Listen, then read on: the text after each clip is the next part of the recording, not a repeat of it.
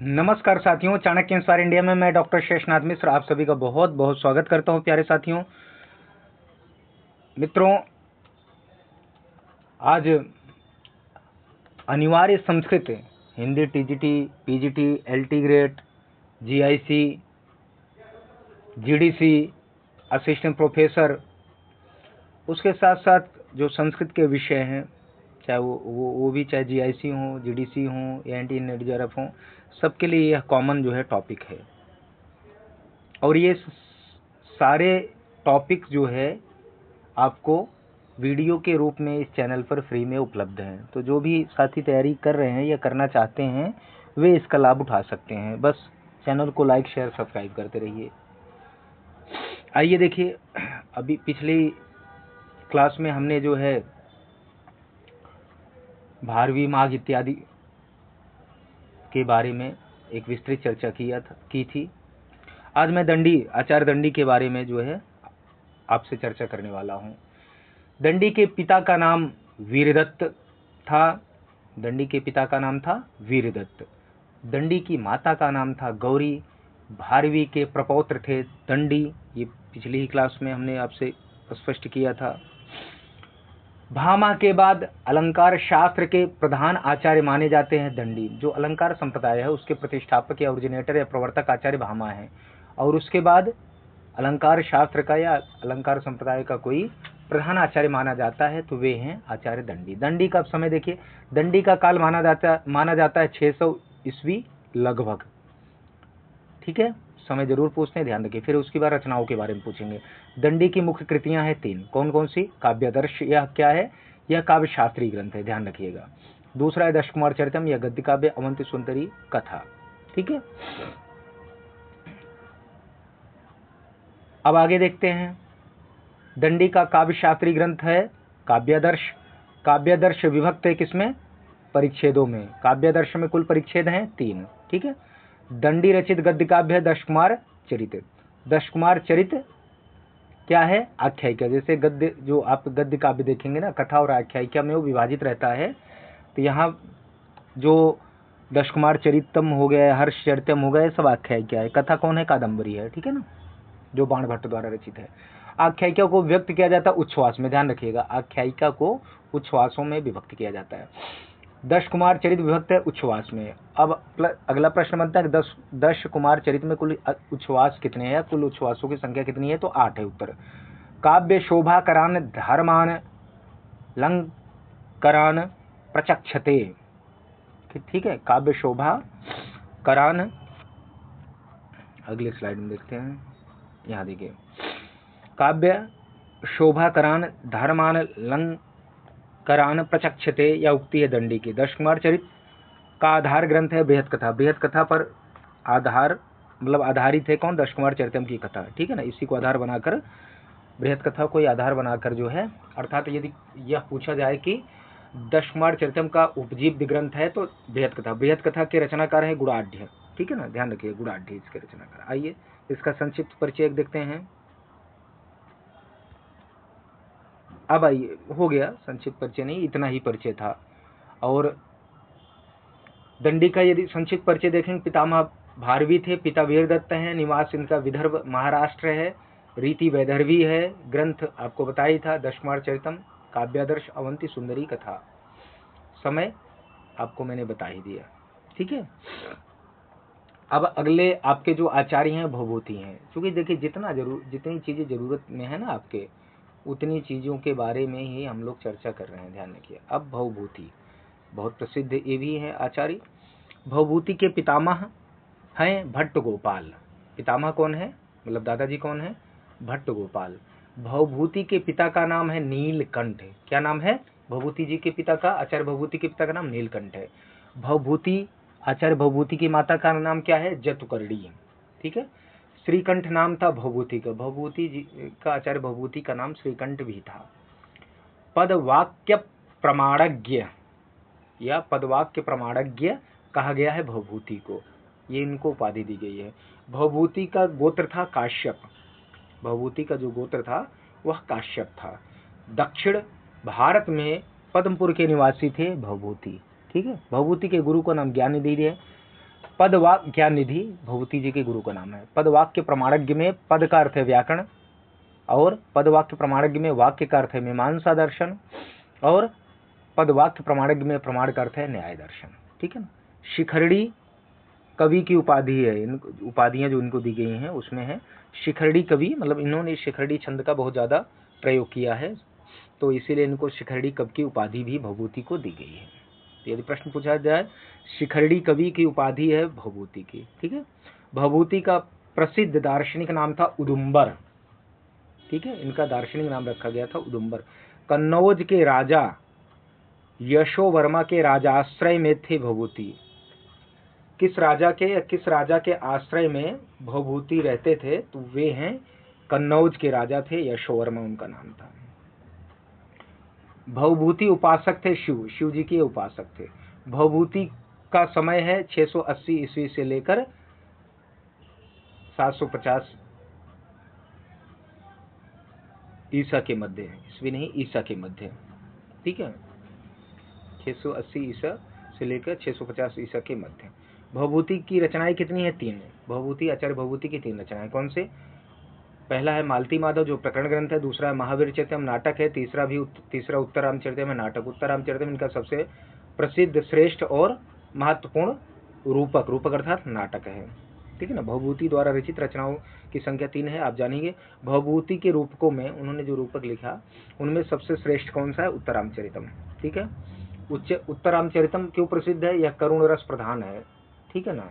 करुण रस को प्रमुख रस के रूप में स्थापित करने का श्रेय जो है भभूति जी को जाता है। तो उत्तर रामचरितम में रस है करुण रस, मालती माधव में रस है श्रृंगार रस, महावीर चरितम में रस है वीर रस। करुण रस प्रधान नाटक है उत्तर रामचरितम।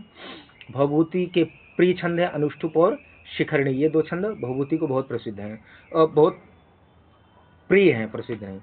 मालती माधव में कुल अंक हैं 10, यह प्रकरण ग्रंथ है, ध्यान रखिएगा। और महावीर चरितम क्या है? नाटक है, और उत्तर रामचरितम भी नाटक है, दोनों में 7-7 अंक हैं। आइए,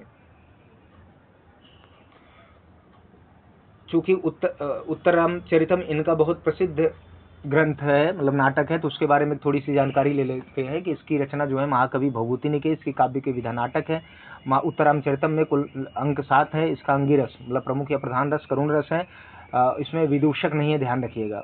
इसका उपजीव्य ग्रंथ है, आधार ग्रंथ कौन सा? वाल्मीकि रामायण उत्तरकांड, सर्ग 42 से 97 तक, और पद्म पुराण का पातालखंड 101 से लेकर 68 तक। ठीक है।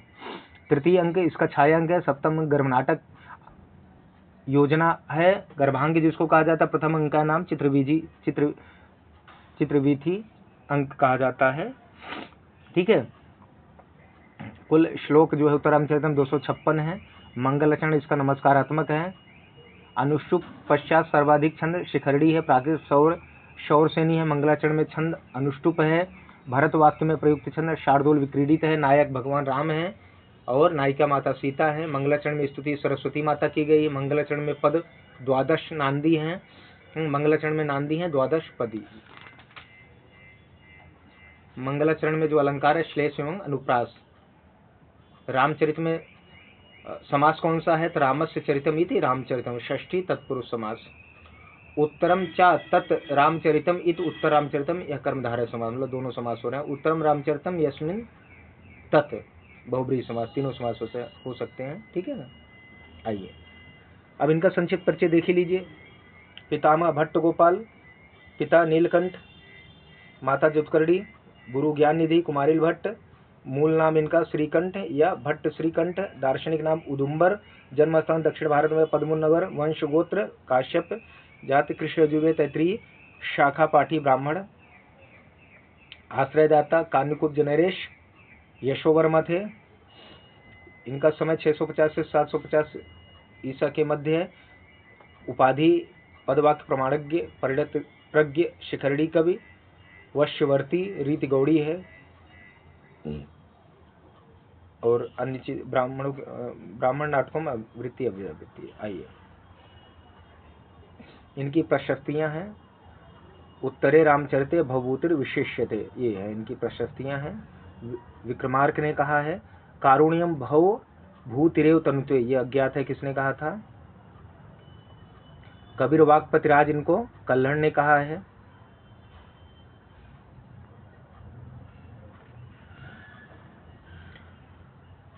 कारुण्यम भवभूतिरेव तनुतो धनपाल ने कहा है। ये भवभूति की रचनाएं, भवभूति की रचनाओं के बारे में थोड़ी सी जानकारी हम लोग लेते हैं। महावीर चरितम के लेखक भवभूति। महावीर चरितम की विधा है नाटक। ठीक है।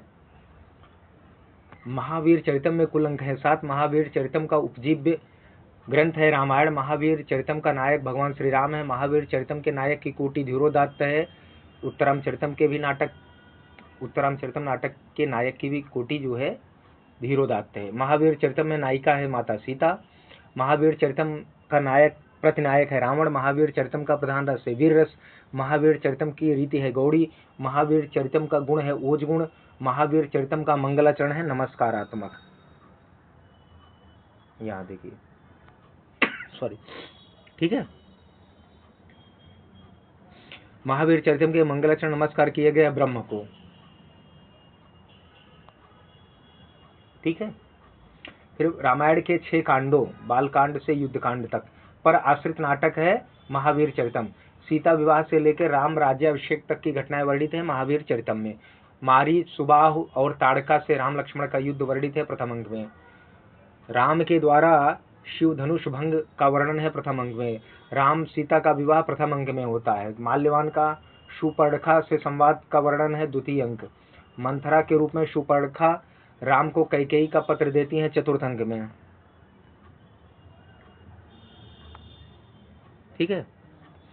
रावण के द्वारा सीता हरण का वर्णन है पंचम अंक में। जटायु और रावण युद्ध का वर्णन है पंचम अंक में। सुग्रीव और राम की मैत्री का वर्णन है पंचम अंक में। बाली वध का वर्णन है पंचम अंक में। राम और रावण युद्ध का वर्णन है पंचम अंक में। ठीक है। रावण वध, ठीक है, रावण वध होता है षष्ठ अंग में। सीता की अग्नि परीक्षा के पश्चात राम अयोध्या आते हैं सप्तम अंक में और राम का राज्याभिषेक भी 7वें अंग में होता है। ठीक है। आइए, महावीर चरितम का संक्षिप्त परिचय। प्रणेता भवभूति है। काव्यधा नाटक है। कुल अंक 7 है। नायक राम, प्रतिनायक रावण और नायिका सीता। प्रधान रस वीर रस है। रीति गौड़ी है। गुण ओज है। उपजीव रामायण है। मंगलाचरण नमस्कारात्मक है। पुरुष पात्र ये हैं, इनको देख लीजिए, बहुत ज़्यादा इंपॉर्टेंट नहीं है, इसलिए इनके विषय में ज़्यादा बताने की जरूरत नहीं है। ठीक है। तो राम नायक हैं, आप जानते ही हैं। भरत उनके छोटे भाई हैं और कैकेयी माता के पुत्र हैं। लक्ष्मण राम के अनुज भ्राता हैं। सुमित्रा माता के इनके पुत्र हैं। शत्रुघ्न भी राम जी के छोटे भाई हैं और सुमित्रा के पुत्र हैं। तो सुमित्रा के 2 पुत्र थे।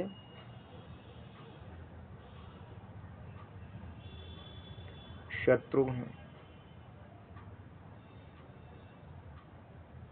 कौशल्या के राम थे। ठीक है। कैकेयी के 2 पुत्र थे। खैर